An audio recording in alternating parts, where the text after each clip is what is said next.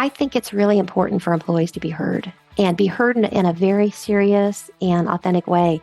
And organizations that do a good job running investigations, they are listening to their employees. Welcome to the Joy-Powered Workspace podcast, where we help HR and business leaders embrace joy in the workplace. I'm Susan White, owner of Susan Tinder White Consulting, an HR consulting practice.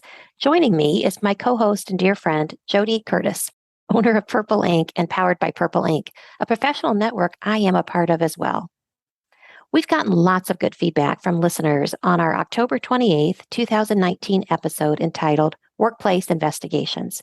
And since then, many people have written in asking us to go into more depth on this topic. Consequently, today's episode is entitled Avoiding Workplace Investigation Pitfalls. In the original episode, we walked through how to approach internal investigations step by step. In this episode, we're going to respond to some specific questions about investigations that listeners provided to us. And then we're going to talk about how we've seen investigations go sideways if you aren't careful. All right, so let's start with the questions from listeners. It seems like so many of my investigations end up being he said, she said, and I don't know who's telling the truth. Oh man, I have to tell you, that issue resonates, I'm going to say, across every HR investigator that there is. I've heard it from so many people, and I myself, I have been involved in situations where someone makes allegations against someone else, and honestly, I listen to both of them. They both seem very credible. There's no witnesses. There's no video. There's no track record in their past that would help us, try to evaluate which person may be telling the truth. And it truly is a he said, she said. What I have to say in those circumstances, the important thing is that you do a thorough investigation, that any reasonable person who follows you will say, hey, you've done everything you can, and it's a draw. We don't know. But your opportunity there is to educate the individuals involved, the person who brought forth the allegation, to let them know that should any new information come to light, you're ready to reinvestigate or to investigate new issues, to assure them that this is a work environment that doesn't tolerate whatever that was that caused the person to complain, and that after thorough investigation, you're unable to substantiate it. Doesn't mean it didn't happen. The education also has to go with the person who's been accused. And the fact is, we don't judge people just because they were accused, but our chance to educate them on this is a workplace that doesn't tolerate that. I have not been able to substantiate the allegation, but let's think about, is there anything that you're doing that might be causing perceptions that are not healthy? Or is there anything that you need to do to make sure that if this person is thinking things about you that are entirely untrue, how do you protect yourself to not be put in a position again where you could be vulnerable? That's great advice. I know, early in my career, sometimes I just felt like one of them has to be lying to me, right? Somebody's making this up. But later I come to realize that sometimes it is a perception issue, right? Sometimes assumptions are being made, or maybe they've heard some things that have happened and that may or may not be true, but take that on and are looking for signs. But, perception is reality still. I'm not, again, suggesting that they were both fully doing the right thing per se, but that they may not be making it up either. No, and in their mind, it may feel very, very real for those reasons. So that's a tough one. So the person who wrote that in, I can feel your pain. And I think that hopefully this advice will be some help. Well, I love your point about the education, right? Regardless of anything else, we've taken the opportunity to educate. Here's another question, Susan. I have conducted investigations involving the same employee several times for several issues. Each time, management thinks the problem is resolved when the person is contrite. But a year or a year and a half from now, I'll be looking into a complaint about this person again. What do you suggest? Oh man, frequent flyers at the investigation table, right? And I don't think this is that unusual, especially when it's not heinous types of things that the individual has done. Maybe they had an interaction that didn't go well. Maybe they had a customer complaint that caused you to investigate. So they're in and of themselves, none of them were enough to terminate an individual, and they appeared to be on the road to remedy, right? So my advice in this situation is, if a situation arises that merits an investigation, run that investigation. A good, clean investigation. As you're running an investigation, looking into the facts of the matter, talking to the people you need to talk to, looking at any other data, you need to reach a conclusion against the question or the allegations that have been raised. Once you come up with your findings, that is when you start to formulate, what do we do about it? And that's where you're going to meet with the senior leader of the business to talk through your findings.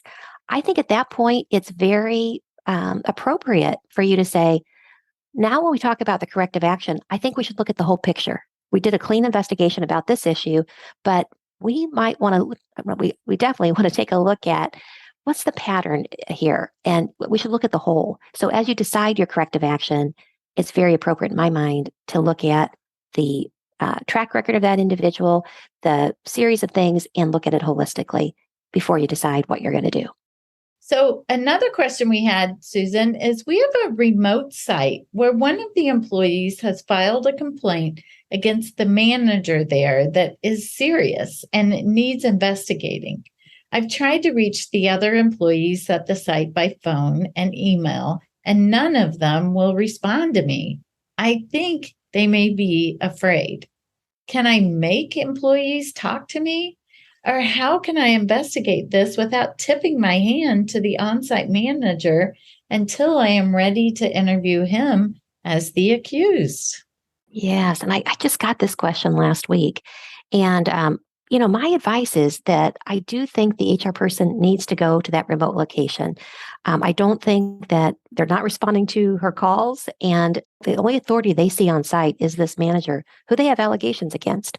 So I would go on site. Now, I would coordinate a time where the regional manager or some higher level manager could either meet me there or go with me, because when I'm interviewing all of the employees, I would want to have that manager occupied with a higher up. And maybe they use that time to go over, timesheets, records, whatever. But I want to make sure that when I'm on site, I can be unencumbered by a manager sniffing around, trying to figure out who I'm talking to and what I'm talking about.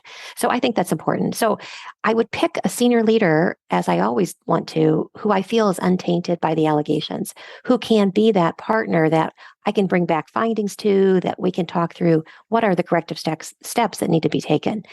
Now, here's the thing. Let's say you get on site and employees, they don't have a choice whether they can come and meet with you because you are a company official. They do need to sit with you.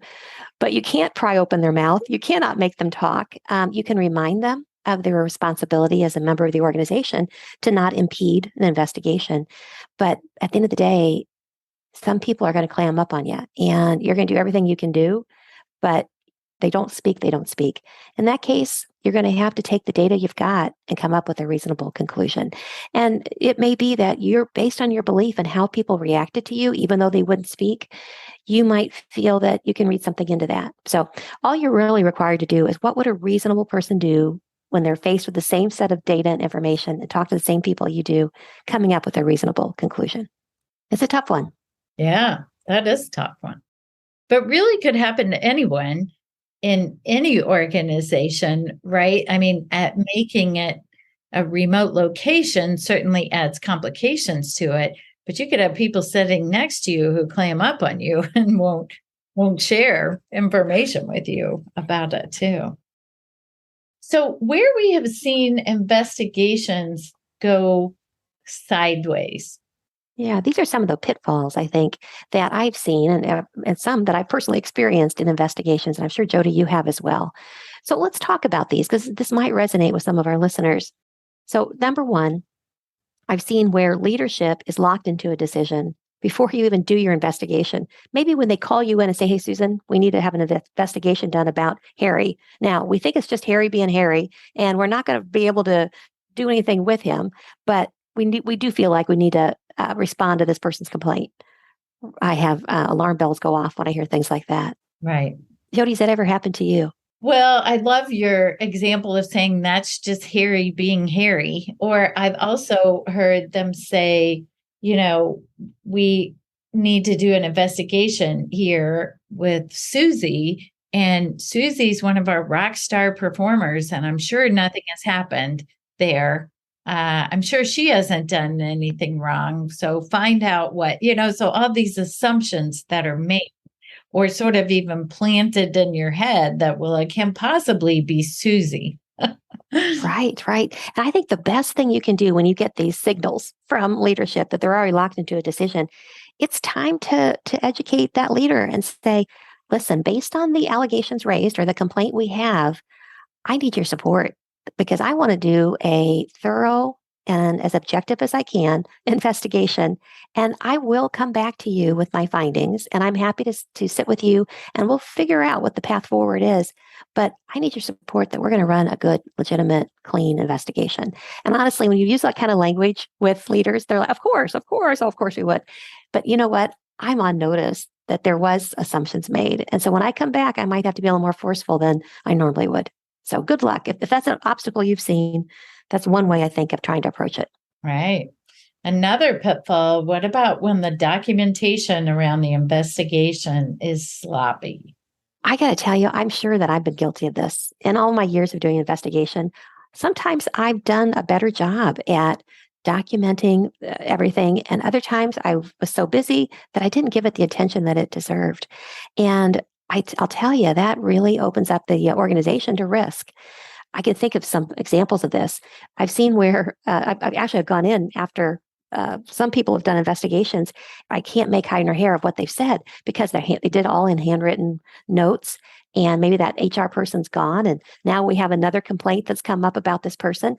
They didn't make complete sentences. I can't read the writing. I've seen sometimes people put their personal opinions in the notes, which is a big no-no. You're gathering data. You're not in your notes anyway, writing what you think about what the person has said or done. The one that I think I have been guilty of, especially early in my career before I had some, pivotal learnings on this, is that I would listen to a complainant and I would hear all their allegations, or they'd give me a laundry list in writing sometimes. And then I'd start to interview people who they said were witnesses, or I'd talk to the accused and they give me more witnesses. I wasn't as tight as I am today about capturing every single allegation and then making sure that whoever the witness was that this person says either heard it or saw it or experienced it, that I took every allegation and made sure I asked it of every single witness. Sometimes I would talk to a witness and they're like, no, I was never in that meeting, or no, I never ever saw Jack do anything inappropriate, blah, blah, blah. They shut me down at the top of the funnel. They shut me down early, and I did not force my way down to the bottom of that funnel and ask the specific allegation. I am so much better at it today, but I get it, especially if you're not an experienced investigator. You just want it to be over. And the person you're talking to is like, no, you know what? I've never seen anything in the workplace that made me uncomfortable. No, I can't imagine that Harry would ever do anything. And I didn't ask that specific allegation. So that is sloppy. And it can worry me if I would ever. I don't want it to be an obstacle that others face. Right. I think for me too, part of it for me was typically that I'm not asking key questions, right? Or getting the key details around it. So then when I was interviewing someone else who might have been there, I was missing the key questions to ask. I felt like I had a grasp on the situation. Still I started digging into it, and I'm like, I don't even know what day was this meeting, or where was that meeting held, or people said like, well, I don't think I was there. What day was it? What time was it? Where was it? I'm like, oh. It can get really foggy really quickly. And so I have learned that the preparation for every interview is absolutely critical. And so if you're talking to witness A, B, C, or D, you've got to go back to the original complaint and figure out where were they allegedly, what did they allegedly see, and be very specific. Don't leave the room, that interview room with that witness without asking the very specific allegation. And I know that sounds really simple, but I would say that most people who do investigations, they don't do them very often. And sometimes it's line managers doing them because it's not EEO related. It's maybe they're looking into a work infraction. They aren't doing that work up front before they walk into that interview room. And that's where it's just a huge pitfall. Yeah. Well, speaking of that one, that's number 4, Susan, is conducting the interview without good preparation. And I think you have a nice model for this that you use. I do. And actually, over time, it's really been kind of under development. And I still probably will make tweaks to it in the next investigation I do. But when I meet with an individual and when it's a complainant or someone raising allegations, I'm really in a heavy listening mode, and I'm going to capture what they're telling me as succinctly as I can. I won't capture verbatim, but I'm going to capture what they're telling me, and I'm going to keep asking them open-ended questions like, "Who was there? What happened? When was it? The who, what, where, when, and why?" Sometimes I'll ask, "Why do you think this has happened?" And I'm going to capture as much specifics as I can. But let's say I'm ready to go into a witness interview or even the accused interview. The preparation I'm going to do is I'm going to first make sure that I introduce myself. I'm going to try to create as much rapport as I can with the individual I'm going to speak with, because I'm going to ask them to open up and be honest with me. So I know I've got to come at it with not a NCIS interrogation approach. I got to come in sincere, authentic, and try to build rapport. I'm going to explain who I am. If I'm an outside consultant, which is what I do now, I'll explain that the company has engaged me to investigate the concerns that have been raised. And I will have some preliminary things that I want to make sure that we set kind of the ground rules for this meeting. I'll explain it's a one-on-one conversation. Of course, if it's a union employee, they can exercise their Weingarten rights and bring a union rep with them. But let's say it's not, it's a one-on-one. I do ask them to confirm they're not recording the conversation. And I tell them I'm not recording it either, because I want to make sure that we are having an open dialogue without any stress or any escalation of it. So it's one-on-one, no recording. I ask them to confirm it. If it's a virtual interview I'm doing with them, I ask them to confirm there's no one else in the room or within listening distance. I think that's important because someone could be sitting right outside the door. I do tell them I'm going to jot down notes. And I tell them I'm going to capture the essence of what you're saying, but it won't be verbatim. And I encourage them, if they want to take notes, they're welcome to, because I don't want to power struggle here as much as I can. You're welcome to take notes because I'm taking notes. And I explain I do it so when I reflect later on what they said, that I am as clear in my memory as possible. I do remind them there could be no retaliation for them participating in this investigation. That's extremely important if it's EEO related, but you want to make sure that you, on the record, that you're telling them that by your participating in this, there can be no harm to come to you or any type of retaliation. If you sense that it might be, or have fear that it might be, I encourage them to contact me immediately. And I make sure they have my email address, my cell phone, so that they can let me know immediately. The next thing I do is I tell them about confidentiality, that I'm going to work as hard as I can to keep what they tell me confidential, but I do operate on a need to know basis. So if someone's raised allegations about them or that they were a party to, it's possible that I may need to provide their name to the accused to get the other side of the story. I'm going to ask them to hold it in confidence and not share what we're talking about, but I'm going to tell them the why behind it. It's because I'm trying to run a thorough investigation. And if people were talking about it or gossiping about it, it could make it difficult for me to get to the truth. Right.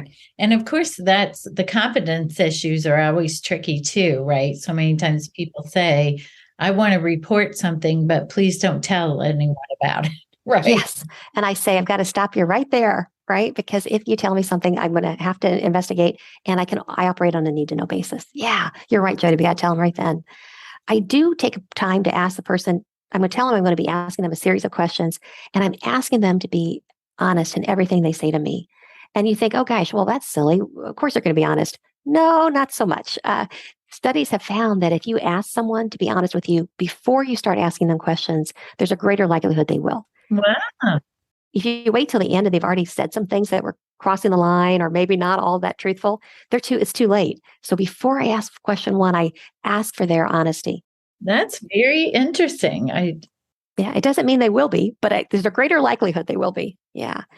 I do tell them what's going to happen next before I say, I'm going to ask you a series of questions. And when we get done today, if it's the complainant, I'll definitely get back to them. If it's the accused, I'll tell them I'm going to get back to them. And I tell them approximately when.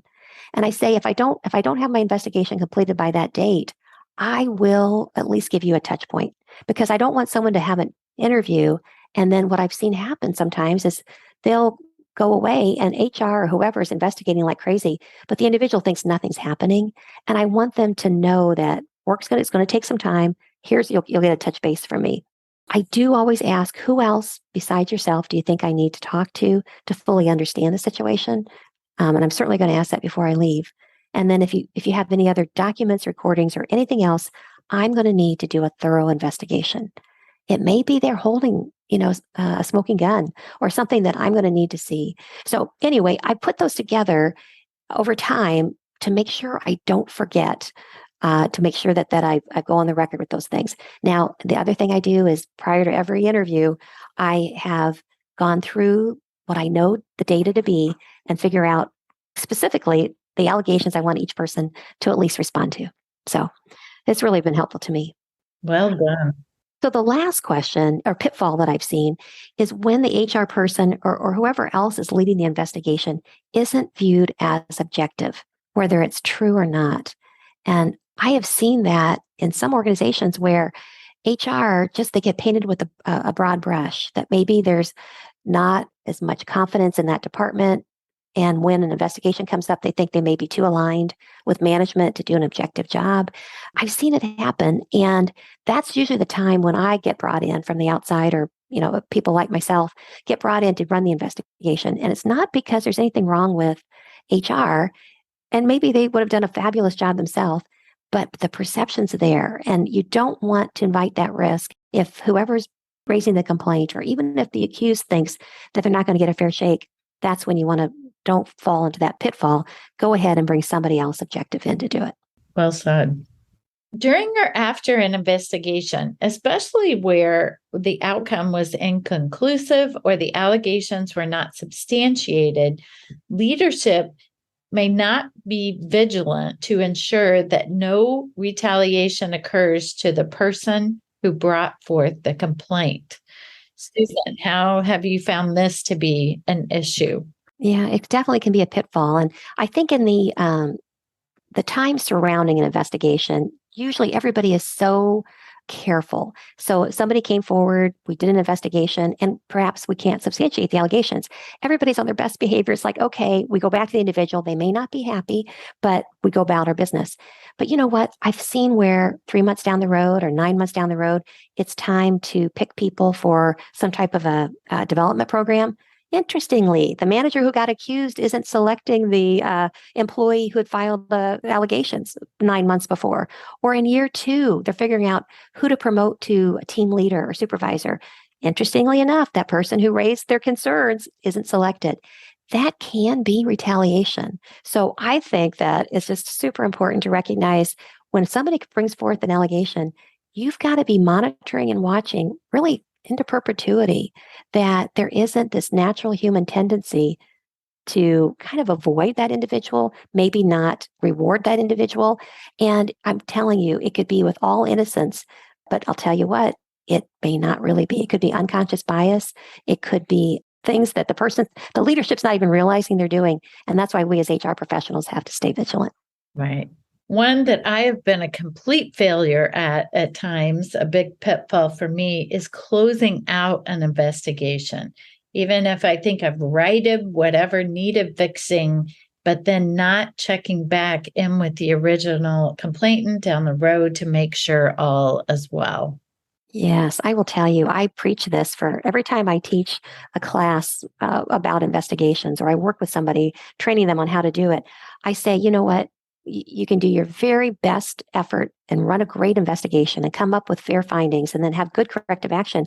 But understand it is not over, because you want to make sure that you calendar maybe 3 months, 6 months, whatever is appropriate and based on the case, where you touch base with the person who originally raised the allegation just to see how they're doing. You can look in the newspaper and see article after article where employees feel like they brought issues to HR, that HR did some type of whitewash, that they didn't really pay attention to them. They said it was solved and it wasn't. Don't set yourself up for that. Instead, follow up with the individual. Say, hey, we worked together on an issue 6 months ago. I'm just touching base to see how you're doing. And that gives the individual an opportunity to say, Susan, it never got better, or things are fine, or it's never going to be perfect. But then you document that, because if the person says to you, you know what, nothing's better, then you better figure out, how do I reopen the investigation? How do I do a new investigation? How do I look at what's happening? You cannot just assume that when you tell everybody it's over, that they feel like it's over. Right. Susan, do you actually find leading investigations joyful? Being the Joy Powered podcast, I like to think we can find joy in anything. I'll tell you where I find joy in an investigation. I think it's really important for employees to be heard and be heard in a very serious and authentic way. And organizations that do a good job running investigations, they are listening to their employees. And so many times we get involved in an investigation and we realize that maybe there's a policy out there that we're enforcing that people's not really understood by people. And we have an opportunity to learn from every investigation. And maybe it means we need to do a better education job about the policy. Sometimes we find out that we have a policy or practice that's not very effective or is not fair. Gives us an opportunity to learn from it and change it. So I look at investigations as an opportunity to hear your employees and fix things that need fixing in your organization. Sometimes it means we've got somebody who's got bad behavior that shouldn't work here. All right, we're going to make this organization better by getting rid of that individual, or we're going to educate or change policies. So yeah, I do find joy in doing investigations. That certainly is a good example of how sometimes we need to look for the joy, right? And what can be not a positive situation or difficult conversations to have, right? But when you're looking for positive incomes, or how can we use this situation to make things better for our organization, for the people involved, for the right policies. So good for you. Yay. We have a listener question that came from a listener who completed an evaluation of a prior episode and earned SHRM credit for listening. They asked, how do you handle someone on probation, a very good worker, but has a problem with authority? So when our listener says probation, I am guessing that they mean maybe their first 90 or 100 days introductory period with the firm.